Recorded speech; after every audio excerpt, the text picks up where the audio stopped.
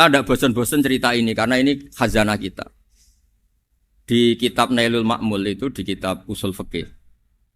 Saya berkali-kali cerita ini karena ini untuk menunjukkan bahwa Quran itu liqaumi ya'qilun, liqaumi yatafakkarun.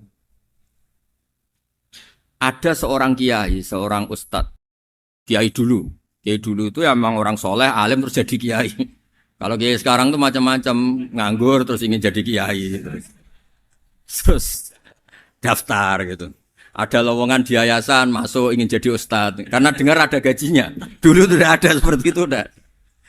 Makanya dulu tuh kalau ustadz kiai pasti soleh karena dia alim terus ingin orang lain tuh mendapat ilmunya. Kalau sekarang nggak ada yayasan sehat, guru gajinya sekian. Yang nggak ingin jadi ustadz tuh daftar karena ada gaji. Apalagi ada kabar, ada gaji, ada mes, ada wah yang daftar banyak. Tapi mentalnya ada kiai sebetulnya. Ya kalau sama tanya itu baik dah Gus, ya setengah baik. Ya maksudnya setengah baik ya ada baik ngajar itu kan baik. Tapi setengah saja karena motifnya itu nyari gaji bukan ingin mencerdaskan umatnya Rasulullah SAW. Itu Imam Amudi itu guru matematika. Saya nggak bosan-bosan cerita ini. Guru matematika. Muridnya sampai takut ini masuk surga ndak. Kiai kok ndak ngajarin istighosa atau tahlil malah ngajarin apa? Matematika. Beliau meninggal terus muridnya tanya, "Ma fa'alallahu bik?" Kira-kira gitu. Apa yang dilakukan Allah? Allah nyambut Anda gimana? Terus kata Imam Amudi, "Bagus saya disuruh ngajar malaikat." Karena malaikat kan ndak pernah kayak anak beki gini ngaji gini. Malaikat itu ndak pernah ngaji, dia iman saja karena tahu surga, tahu neraka terus iman gitu aja. Jadi imannya malaikat tuh enggak keren kita. Imannya loh ya. Loh itu yang ngendikan Nabi loh, tidak saya. Nabi pernah tanya sama sahabat, iman yang paling keren siapa? Jawabannya sahabat malaikat. Ya enggak, karuan malaikat iman. Dia yang tahu surga neraka, tahu segalanya masa ada imannya pasti iman lah katanya. Terus ya para sahabat engkau iman ya wajar kan menangi saya, nemuin saya. Yang hebat itu orang-orang yang tidak melihat saya, tidak saya didik tapi tetap iman. Karena dididik akal, ya tadi dididik Quran, apa dididik Quran. Sama siapa? Teks bahasa Arabnya masang.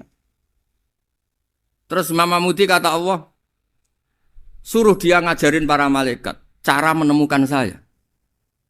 Malaikat dikumpulin, terus Imam Amudi disuruh ngajar. Sama singkat kata-katanya Allah di mimpi itu. Istadilla ala wahdaniyati. Di hadrati malaikati, tolong ajarkan cara menemukan saya padahal Anda ini manusia yang tidak melihat saya. Anda di Jakarta kan melihatnya gedung-gedung. Paling jadi khayal, terus nikmat lah, Anda ikut punya tapi ikut nikmati. Itu orang desa-desa kalau ke Jakarta itu pokrol. Wah di Jakarta itu gedungnya tinggi-tinggi, tidak kayak kampung sini. Lu udah ikut punya, ikut bangga. Di Jakarta orangnya cantik-cantik, tidak kayak orang sini. Padahal dia ya tidak dapat orang cantik gitu. Jadi Allah itu saking pinternya, miskin-miskin ya bisa berkhayal dan bahagia. Nah, itu alhamdulillah betul. Akhirnya itu apa ini anak-anak begini saya tak niati ngajar standar anak-anak akademik. Terus pertama yang diajarkan hanya bilang gini, sama siapa teknya? Ya malaikat wahai para malaikat. Terus beliau bilang, nisbatus naini wassalasah ila ma nihayatalahu nisbatul far'i ilal asli. Angka itu jumlahnya berapapun 2, 3 sampai triliunan. Semuanya itu nisbatul far'i ilal asli. Binisbat ilal wahid nisbatul far'i ilal asli. Angka 2 ya cabangnya 1, 3 cabangnya 1, 1 triliun ya cabangnya 1. Tetap yang asal usul adalah angka 1. Itu nangis semua malaikat. Cara Jawa itu mandekman kue iman kaya imanku. Makanya imannya umat Rasulullah SAW itu PD-nya yakinnya kayak imannya malaikat. Kalau Tuhan itu 1. Karena angka agak bisa dimulai kecuali dengan angka 1. Makanya nisbatus naini wassalasah ila ma la nihayatalahu iku nisbatul far'i ilal asli. Semuanya itu nisbatnya cabang ke induk. Berarti semua alam raya ini tetap asal usulnya 1. Yaitu qul huwallahu ahad. Nah, itu namanya akal. Umatnya Rasulullah itu ditinggali mukjizat akal lewat panduan Quran sehingga meskipun kita tidak menangi Rasulullah, tidak menangi sahabat, kita tidak tahu malaikat Jibril, tapi cara iman kita ini tidak kalah keren. Yakin hakul yakin. Terus kedua, gambar. Kamu gambar rumah, gambar hewan, gambar apa saja. Mesti dimulai satu titik. Entah gambar kamu bagus, entah jelek, tetap dimulai satu titik. Nah, titik ini namanya nuqtatul wujud. Semua alam raya dimulai dari satu titik, yaitu nuqtatil wujud. Makanya Quran dimulai bismillah, dan bismillah itu dipilih sama Allah pakai pertama ba itu ada titik. Itu kata semua ulama. Itu titik itu singkatan dari bi kana makana wa bi yakunu mayakun. Karena saya semuanya ada. Bi itu karena saya. Jadi makanya santri-santri beki tidak usah bayangkan kamu jadi wali terus bisa terbang ke Mekah, tidak usah. Kalau terbang ke Mekah ya sudah umroh aja bayar. Kalau enggak ya maklaran KBH atau apa. Pokoknya cari gratis. Ya gratis kan ya. Dapat orang 10 gratis. Satu. Terus orang enggak umroh-umroh dirayu-rayu supaya umroh.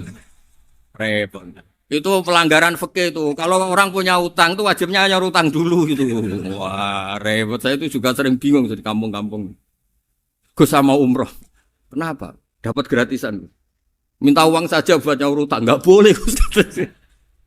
Wah, secara fikih yang wajib itu nyaur utang bukan umroh. Enggak boleh Gus diminta uang, enggak boleh, harus umroh.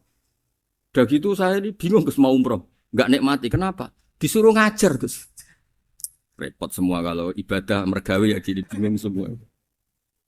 Ya saya mohon anak-anak BK semuanya yang seneng Quran itu harus seneng sampai kayak saya sehingga tahu mencari Tuhan dengan cara tauhid yang berbasis akal.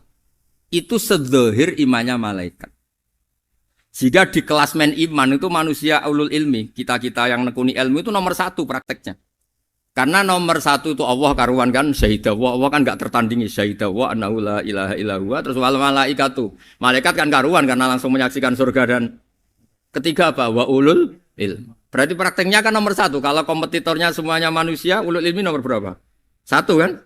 Nah nomor 3 kan dari Allah, malaikat, ulul ilm. Berarti kalau kompetisinya antar manusia nomor berapa? 1 kan? Nah kenapa ulul ilmi di nomor 3 kan tapi dari Allah, malaikat, ulul. Kerennya kayak apa? Karena cara iman ulul ilmi itu enggak ada ragunya sama sekali. Kamu ragu enggak kalau 2 itu cabang dari 1, asalnya 1? Enggak pernah kan ragu kan? Semua gambar seruat apapun dimulai dari 1 titik. Ragu enggak? Enggak kan?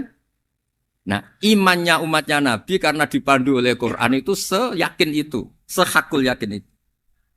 Nah itu terus Jubair bin itu jadi iman. Am khuliqu min ghairi syai'in am humul khaliq. Terus kata Allah lagi, kalau kamu tidak percaya saya yang bikin langit bumi ya gampang dong. Kamu saja yang ngomong kalau kamu yang bikin. Paling orang sepakat kamu stres. Terus hanya ayat gitu, am khalaqus samawati wal ard.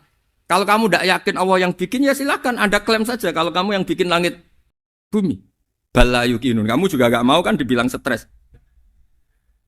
Ya, niki ngaji ilmu dulu, nanti bagian terakhir ijazah. Bismillahirrahmanirrahim. Ini riwayatul Bukhari. Haddatsana Abdullah bin Yusuf, haddatsana Les, haddatsana Sa'id al-Maqburi an-Nabi Hurairah radhiyallahu anhu qala an-Nabi sallallahu alaihi wasallam. Ma minal anbiya'i nabiyyun illa qad u'tiya minal ayat ma mithluhu amana alaihil bashar. Wa innama kana alladhi utituhu wahyan awhahu wa ilayya fa arju an akuna aktsarahum tabi'an yaumal qiyamah. Dadas kita tahu semua nabi itu punya mukjizat. Ya, semua nabi itu punya apa? Mukjizat. Mukjizat itu hal yang luar biasa yang memastikan manusia itu tidak bisa menyainginya atau menandinginya. Dan rata-rata mukjizat nabi dulu itu fisik. Misalnya ontanya Nabi Soleh itu kan onta tapi keluar dari batu, itu kan aneh. Aneh sekali. Atau tongkat Nabi Musa bisa simsalabim mengeringkan laut apa? Merah. Semua Nabi itu punya mukjizat dan semuanya berbentuk fisik. Kecuali mukjizatul Rasulullah Shallallahu Alaihi Wasallam itu berupa Al-Quran. Al-Quran itu konsep ilmiah. Terus kata Rasulullah Shallallahu Alaihi Wasallam, tapi saya karena Quran itu justru berharap pengikutku besar dan sampai hari kiamat. Sekarang kita logika ya. Andaikan kamu punya tongkatnya Nabi Musa, kalau kamu suka uang, kepikirannya dijual apa dipakai? Kalau kamu suka uang, dipakai. Kalau kamu ahli suudzon itu pikirannya ndak, ini asli ndak. Karena yang melihat di Turki itu ya sebagian gitu. Kalau yang suka perdukunan itu bayangkan tuh miliknya. Mungkin dipakai ngakali orang atau apa, pokoknya bayangkan tuh miliknya. Kalau yang kolektor pikirannya itu nanti ini laku berapa. Tapi kalau peneliti mungkin pikirannya itu ini asli apa ndak? Bukti aslinya apa? Repot lah. Lagi pula kalau kamu punya utang terus mau apa? Istri kamu marah mau apa? Kalau pakai tongkat. Nah, beda dengan mukjizatnya Quran itu semuanya apa? Ilmiah. Orang yang sedang harmonis dengan istri bisa pakai ayat di antara ayat-ayat Allah itu apa? Wa ja'ala bainakum mawaddatan warahmah. Nanti kalau ditakdir cerai, saya tidak menyarankan cerai. Kalau ditakdir cerai, itu masih dimotivasi sama Allah wa iyyatafarraqa yughnillahu kullam min sa'ati. Jika suami istri itu cerai, jangan-jangan suaminya dapat istri lebih baik, istrinya nanti dapat suami lebih baik. Jadi yang masa lalunya ada keprahara. Kan banyak orang suaminya meninggal ketika nikah lagi ditanya, kangen sama suami pertama, alhamdulillah ini lebih baik. Padahal suaminya yang meninggal itu berharap istrinya ini kangen, ternyata dia sudah syukur dapat suami yang lebih baik. Jadi Quran itu menunggui kita ila yaumil qiyamah. Kita tidak bunuh diri, itu ya barokahnya Quran. Karena problem apapun kita dinasihati apa sabar, apa dinasihati sabar. Kan nggak mungkin kamu pegang tongkatnya Nabi Musa, punya masalah apa saja ngelihat tongkat, bisa apa tongkat. Tapi kalau Quran kan nasihat, solusi. Makanya Nabi berharap dengan Quran ini, saya berharap pengaruh saya, pengikut saya terbanyak ila yaumil qiyamah. Terus beliau dikomentari begini sama, ini Fathul Bari, sarahnya Bukhari. Al-muradu anna mu'jizatil anbiya inqaradat binqiradi a'sorihim. Falam yusyahidha illa man hadaraha. Problem mukjizat nabi-nabi dulu itu kan fisik. Sehingga yang tahu kalau Nabi Soleh punya unta yang ajaib, itu yang tahu ya hanya yang hadir saat itu. Yang tahu kalau tongkat Nabi Musa bertuah, itu juga yang tahu hanya yang hadir saat itu. Selebihnya tahu tongkat ya di museum. Tapi kalau Quran menjadi solusi, menjadi panduan, menjadi pegangan itu ila yaumil qiyamah. Kita beri contoh ya Quran panduan yang paling gampang misalnya begini. Dulu ini cerita ya. Dulu itu ada orang kafir cerdas namanya Jubair bin Mut'im. Itu saking pinternya dia, pinter juga tokoh. Itu sebagai delegasi pembebasan Asra Badrin. Jadi tawanan-tawanan perang Badar itu mulai dulu ya ada negosiasi mau dibebaskan. Terus orang-orang kafir ini menugaskan namanya Jubair bin siapa? Mut'im. Ini ada di Bukhari. Karena ini ngaji di Jakarta. Kalau orang nggak tahu hadis juga tanya ini sahih ndak gitu. Wong nggak tahu kok tanya itu aneh. Padahal kalau dibodoni itu ya nggak tahu. Tapi ya tetap tanya, hadisnya ini sahih ndak? Ini kata kiai apa kata nabi ini ya ribet. Memangnya kata nabi kamu dengar kan ya lewat kiai. Memang. Setelah itu Jubair itu datang ke Medina. Dengerin, datang ke mana? Medina. Kemudian dengar Nabi baca wattur pas sholat maghrib. Jubair karena Nabi dulu gak ada hotel, gak ada pondok ya. Pondoknya Nabi hanya sufah itu. Nabi baca maghrib, bukan diskusi, bukan debat, baca wattur wa kitabi mastur firrokim mansur wal baitil ma'mur wasaqofil marfu wal bakhril masjur terus. Kemudian sampai pada titik ayat am khuliqu min ghairi syai'in. Masa manusia atau alam raya yang maujudat, yang nyata, yang wujud nyata. Kemudian asal usulnya itu ketiadaan. Ini kan hadhil alam maujud, alam ini kan nyata. Masa sesuatu yang nyata penciptanya itu tidak nyata. Jadi enggak mungkin ada faham nihilisme. Kalau faham nihilisme berarti melahirkan teori begini. Al-adamu yakhluqu maujudan, sesuatu yang tidak ada menciptakan yang itu kan akal enggak bisa nerima. Kalau sesuatu ini ada, penciptanya pasti ada. Terus akhirnya Jubair bin Mut'im itu simpuh di depan Rasulullah terus bilang, "Ya Muhammad kada qalbi ayatir." Hampir saja hati saya terbang. Kalau riwayatnya Imam Ahmad, faka'an nama sudi akal bihati saya dihancur. Semua teori yang saya bawa untuk ngelawan kamu, sekarang luluh semua, hancur semua. Yang benar adalah teori Anda, bahwa Tuhan itu satu, dan Tuhan itu ada sebelum semua makhluk. Coba kalau Nabi Muhammad ada Jubair bin Mut'im terus menyembunyikan tongkat dekat mihrab, terus dilihat ini apa. Paling pikirannya ini dari kayu apa. Terus yang bentuk tongkat itu tukang pemahatnya siapa? Kok kurang keren kalau di Blitur gimana ya? Kan malah panjang. Kira-kira kalau mukjizat itu dari tongkat itu malah panjang. Panjang lah pokoknya panjang. Lagi pula kamu coba kan nggak ngarah mandi, itu yang mandi kan nabinya bukan tongkatnya. Coba tongkatnya Nabi Musa dicoba anak-anak beki itu. Dipakai mukul kucing aja tidak mesti mati itu. Jadi nggak jelas mukjizat-mukjizat seperti itu nggak. Tapi kalau Quran menunggui sampai saking hebatnya Quran, teori rasionalitas soal kampanye di mana-mana. Tingkat validitas, tingkat kebenaran Quran. Itu bahkan bisa diuji tanpa membuktikan. Tanpa apa? Cukup pakai akal. Ya, terus saya teruskan. Fala yamurru terus al-murad anna mu'jizatil anbiya in qaradat bin qidari a'sam wa mu'jizatul Qur'an mustamirratun ila yaumil qiyamah. Wa kharquhu lil adat fi uslubihi wa balaghatihi wa ikhbarihi bil mawhibat. Terus kata ini yang ngarang Fathul Bari sarahnya Imam Bukhari. Fala yamurru asrun minal a'sar illa wa yadharu fihi shay'un mimma akhbaru bi annahu sayakun yadullu ala sihhati da'wahu. Wa hadza aqwal muhtamilat. Wa takmiluhu fil ladzi ba'da. Wa qilani ya. Anal al makna anal mukjizat al madiyah kanat khissiyatan tusyahadu bil absar kana qati sholeh wa asa Musa. Mukjizatnya nabi-nabi dulu itu hanya penyembuh, hanya pelengkap, hanya nuruti keinginan mata. Seperti dahsyatnya apa? Laut Merah di sebelah apa dipukul sama tongkatnya Nabi siapa? Itu semuanya itu hanya memanjakan mata. Urusan mata. Terus wow itu. Tapi kalau mukjizatnya Nabi Muhammad itu berdasar akal. Maksudnya berdasar akal nih dengerin ya. Dengerin betul. Ketika Laut Merah terus tersibak kan wow itu keren kan? Terus kita bilang, menyimpulkan, wah kita tidak akan mampu. Itu bodoh sekali kesimpulan kita tidak akan mampu.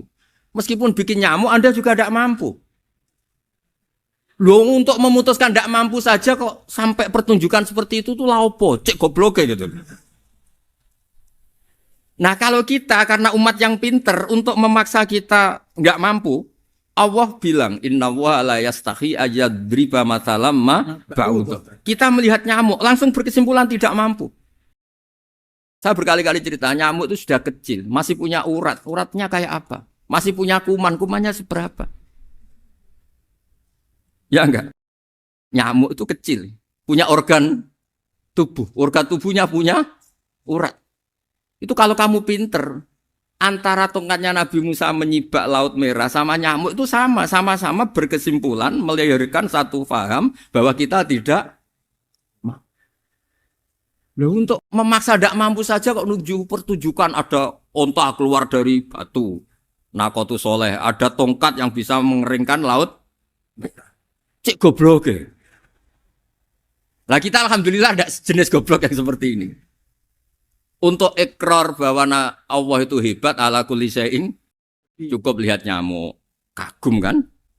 Sudah tidak usah bikin hidup. Saya berkali-kali mencontohkan. Para pemahat tak suruh bikin patung gajah itu mampu. Tak suruh bikin patung nyamuk kalau bisa. Nyari materi dari apa? Gampang mana bikin patung gajah sama patung nyamuk? Gajah, makanya Allah bikinnya contoh itu untuk ijaz itu pakai nyamuk bukan pakai gajah. Itu kalau ustadz-ustadz yang agak jorok malah contohnya nyamuk Gus. Itu kecil. Itu kayak apa? Di dalamnya dia hamil. Itu anaknya kecil lagi, telurnya kecil lagi itu gimana itu cara bikin itu? Makanya di sini ada kitab Itqon itu komentarnya itu lucu. Ini kitab Al-Itqon karangannya Imam Suyuti. Ini persis komentar saya tadi yang kata Imam Suyuti pengarang kitab Itqon. Wa ya imma khissiyah wa imma aqliyah. Jadi mukjizat itu ada yang fisik, bisa dilihat indra, panca indra, bisa dilihat akal. Wa aktsaru mu'jizati Bani Israil kanat khissiyah li baladatihim. Bilada itu goblok. Wakil lati basoirihim. Dasar wong goblok. Mukjizat kok ngenteni sing wow. Maksudnya dasar untuk ngakui Allah hebat saja kok nunggu halal yang seperti itu. Paham ya? Mergo likil lati napa aklihim. Wa aksaru mu'jizati hadil ummah akliyatun li farati dzakaihim wa kamali afwahihim. Dan mukjizatnya umat ini semuanya berdasar akal karena sudah cerdas. Jadi andaikan kita melihat tongkatnya Nabi Musa menyibak Laut Merah dengan melihat nyamuk, kesimpulan kita sama. Sama-sama wow, sama-sama keren, sama-sama memastikan kita tidak mampu. Makanya terus Quran menerangkan ya wa ma min dabatin fil ardi wala ta'iri yatiru bi janahihi illa umamun amsalukum. Jadi keseharian kita lihat burung kok terbang. Itu sudah ayatun min ayatillah. Paham nggih? Dados niki kudu bangga ditunggoni napa Quran, nggih ditunggoni napa Quran. Wa mu'jizatul Quran tusyahadu bil basirah fayakunu mayattabi'u li ajlihi aksar. Terus li annal ladzi yusyahadu bi ainir ra'si yang qaridu bingkiradi musyahidi. Sesuatu yang tampilan dahsyatnya itu disaksikan mata, maka itu bisa habis. Era tongkat Nabi Musa seperti itu habis enggak? Bisa mengeringkan Laut Merah, habis kan? Tapi era mukjizatnya Quran ila yaumil qiyamah. Ya contoh sosial, saya kembali lagi ke sosial. Kamu punya teman awet atau punya istri awet, itu konsepnya ya wal kadhiminal ghaidh, agak gampang tersinggung. Coba kalau kamu setiap tersinggung putus, setiap tersinggung habis, kamu tidak punya teman, tidak punya istri. Sampai kita awet seperti ini, kalau kecewa ya wal kadhiminal ghaidh, ngempet. Termasuk saya ini, biasanya ngaji khusus terus baca gini ya kecewa. Tapi barokahnya diwarai Quran wal kadhiminal ghaidh, ngempet Gus, ngempet. Terus kecewa sama teman, kenapa tidak putus? Karena wal afina Aninna sudah, kalau kecewa maafkan. Coba kalau kita kecewa presiden demo, kecewa menteri demo, kecewa orang tua minggat. Ya kalau dicari, kalau tidak kan malu. Saya itu punya teman tak tanya, kecewa besar sama bapak itu. Kenapa tidak minggat? Malu. Kenapa malu? Takut gak dicari. Itu orang tuh paling malu itu kalau keluar dari rumah gak di. Saya punya teman lagi, saya ini takut mati. Gus. Kenapa? Takut istri saya tidak nangis. Gus. Itu kematian terburuk itu kalau mati tahu istrinya ada nangis, itu malu betul itu. Makanya jangan mati, pokoknya pastikan orang sekeliling ada nangis itu baru berani mati, kalau enggak jangan. Ya jadi mukjizatnya Nabi itu luar biasa. Nah ini terus saya teruskan ya, makanya mukjizat terbesarnya Nabi adalah Al-Quran. Karena Al-Quran itu cerita tentang hukum-hukum akal, cerita tentang logika-logika peradaban. Misalnya logika peradaban, contoh paling gampang. Di Quran itu ada sekian ayat yang Allah cerita peradaban. Misalnya wa ahsinu innallaha yuhibbul muhsinin. Itu dikutip, terus kemudian disimpulkan dalam peradaban. Kata Sayyidina Ali karramallahu wajhah ngendikannya gampang. Ahsin man syi'ta takun amirah. Kamu berbuat baik saja sama seseorang, maka otomatis kamu akan jadi pemimpinnya. Ada orang nggak tamat SD, nggak tamat papa, gobloknya minta ampun. Tapi karena gaji seorang pakar, kamu tak gaji 1 bulan 1 miliar, perusahaan saya jadikan besar. Itu dikongkan ngalor ngidul ya nurut. Hanya karena dia ihsan. Terus wastaghni amman syi'ta takun nadhira. Saya ulang lagi. Wastaghni amman syi'ta takun nadhira. Dan kamu jangan butuh orang lain, siapapun dia, maka kamu akan setara. Misalnya ada menteri orang antri mau salim, tapi kamu tidak butuh, kan tenang saja. Tapi kalau kamu butuh, habis kamu. Ya kan? Kamu tidak butuh seseorang, maka kamu posisinya akan setara. Kamu harus sopan karena punya utang jasa. Kalau nggak punya apa-apa kan setara. Ya enggak? Misalnya kamu jajar rektor atau jajar menteri, jajar apa saja. Kalau kamu tidak punya utang kan, kamu jajar menteri tidak punya utang. Sama jajar satpam tapi punya utang, takut mana?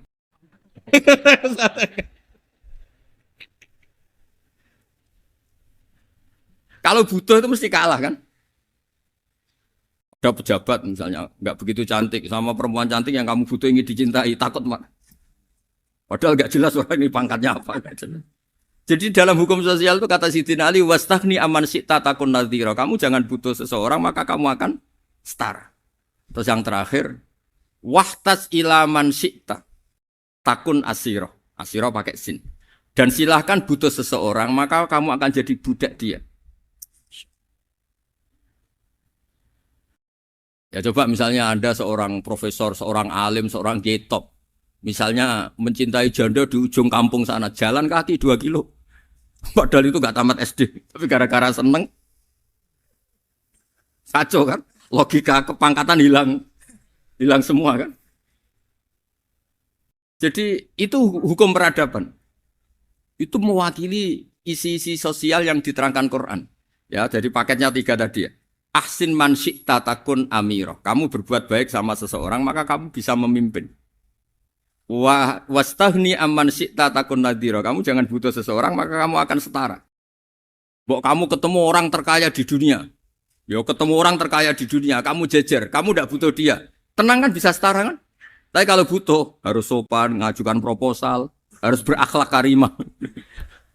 Makanya sekarang Anda kok berakhlak kenapa? Ternyata mau nyalek.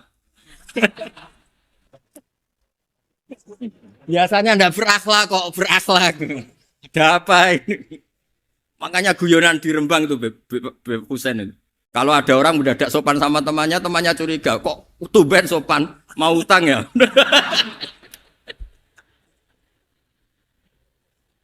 Zaman akhir itu kacau.